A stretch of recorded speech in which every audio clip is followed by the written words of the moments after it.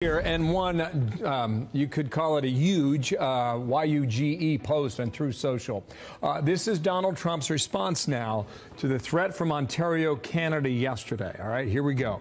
Based on Ontario, Canada placing a 25% tariff on electricity coming into the United States, I've instructed my Secretary of Commerce to add an additional 25% tariff to 50% on all steel, aluminum coming into the U.S. from Canada, one of the highest tariffing nations anywhere in the world. This will go into effect tomorrow, he writes, tomorrow morning, March 12th. Now, there's more to it than what I read. It goes on for another couple paragraphs.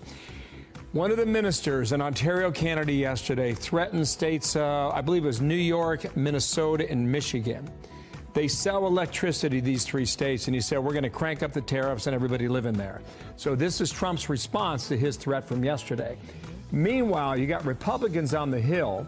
They've got a huge vote later today on this continuing resolution, whether or not they keep the government open. They believe they have the votes. We'll see whether or not that happens later today.